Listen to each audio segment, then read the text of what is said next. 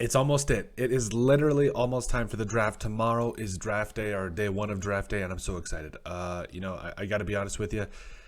At the end, by the end of this thing, by the end of the draft time season, don't get me wrong, I love draft season. We've done many mock drafts. We've done a lot of different things. But at the end of it all, I'm so excited to finally just no more smoke screens. This is it. This is it. What is it? Never mind. I was going to make an Any Given Sunday reference. But at the end of the day, anything can happen in the draft. In fact, there's quite a bit that happens. I know teams are always calling. Teams are always trying to see what they can get for their picks, for their players. That's just how the nature of the draft goes. I mean, there's just the phone lines are busy.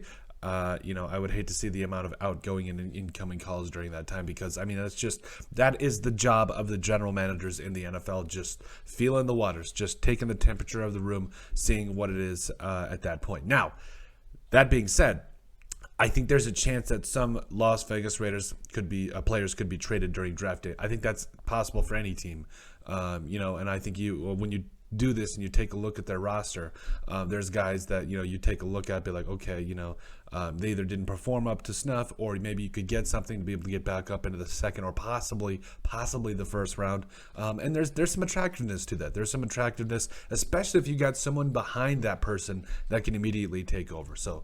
I think there's definitely some players here that could definitely potentially be finding new homes during the draft, specifically on draft day, one of the draft days that is. So I think trade candidate number one is running back Josh Jacobs. Now, I don't necessarily think that this would be the best move for the franchise because I know that there is running backs at at pretty much every nook and cranny. I mean, look at the Patriots. They got Ramondre Stevenson in the 4th round. Who was a part of that? Oh, yeah, Dave Ziegler was a part of that organization last year, as was Josh McDaniels, excuse me. So the Patriots have done a great job of finding value in running backs throughout the years past, and they've done it for cheap because they have found a cheat code before everyone else that basically running backs are undervalued and they're becoming undervalued, and it's a shame. So a guy like Josh Jacobs, who's in the last year of his rookie contract, could be a guy that could be finding a new home. Now the question is, what could you get for him?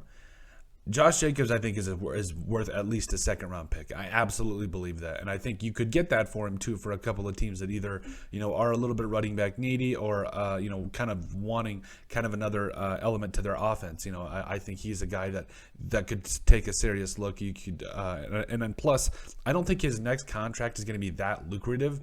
So I think he's really a team player. I really like me some Josh Jacobs. So I think he could be a guy that could find himself in a position where he could be finding another home, unfortunately. I mean, if you look at the running backs behind him, Kenyon Drake filled in nicely. Amir Abdullah did some good things with the Vikings last year. Also, Brandon Bolden has some experience playing for a guy like Josh McDaniels. So, I mean, this could be very interesting. We're talking about a guy that you could get a 2nd-round draft pick for, go get that future right tackle, and find a way to kind of get back up into the contention. Or get a 2nd-round pick, trade your 2nd, your 3rd, and a 4th. Don't know if I'd like that for a 1st-round pick. I mean, they wouldn't probably do that. But the point is, you could get some good draft ammo for a guy like Josh Jacobs. And running back, like I said, is it's a devalued position, unfortunately. And there's some good ones in this draft too that you could get outside of the 3rd round. So I think that's got to be something that is definitely on the minds of Dave Ziegler and company. Excuse me.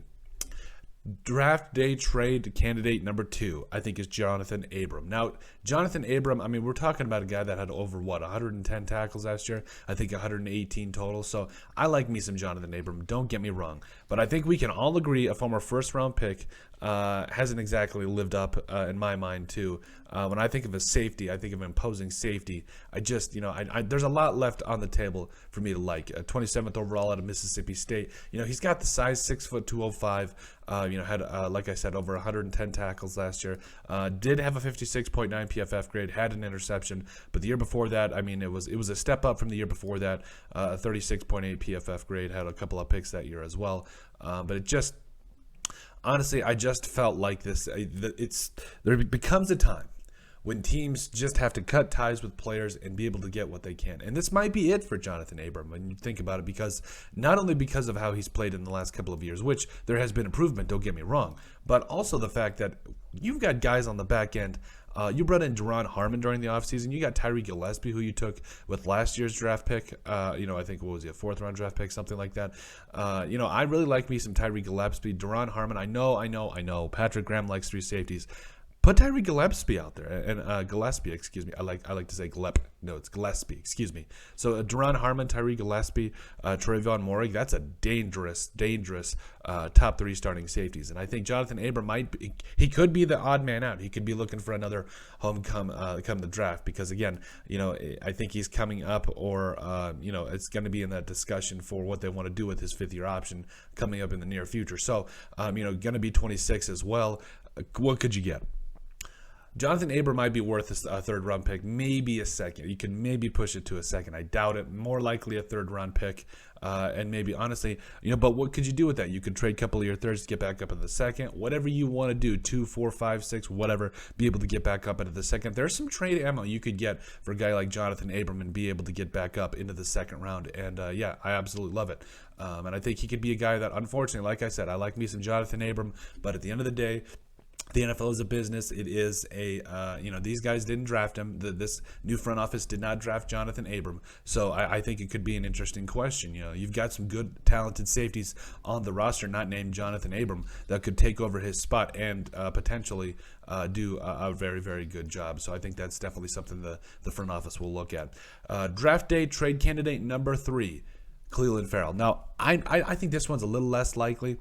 I would maybe point more towards a guy like maybe Bryan Edwards, but I don't know what you can get a guy like Bryan Edwards. Probably not a whole lot, But I think Clelin Ferrell might have a little bit of value on draft day. We're talking about a guy that in the right scheme. I think he could be a 5, 6, 7 sack a year kind of a guy, on the outside, on the inside. But at the end of the day, they did bring in a lot of quality edge rushers during the offseason, and now there has been rumors that Clelin Ferrell will be moving to the inside. But I personally think that there is a lot you could get for a guy like Ferrell. You like what he brings off the edge. Clearly hasn't panned out as a former 5th or a former top 5 pick, And honestly, what could you get for him? I would say a 3rd or 4th around there. I think he's one of those guys that, again, unfortunately it might be time to cut ties with the guy, especially if you really like this edge class, if you like some of the interior pass rushers that you find in this edge class, and again, it gives you another stab in the 3rd or 4th round that you want to go get your guy. I think Clelin Ferrell, I like him a lot. I think he's going to be. I think he could revive his career with the Raiders this year, or possibly with another team. He just seems like that kind of a guy that's always hungry, that will find a way to keep getting better. And like I said, I think he could be a guy that could revive his career and be a very special player down the line. Now, not a double-digit sack guy.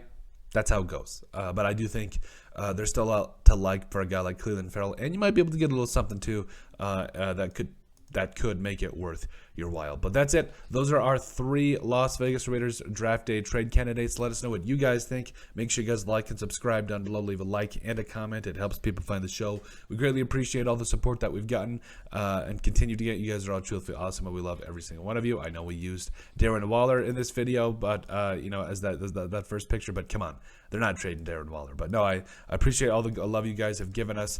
And if you guys have anything else you'd like us to cover, send us an email at thesportsbp@yahoo.com or put in the comment section down below, and we would love to cover it. But let us know what you guys think about the Las Vegas Raiders draft day trade candidates.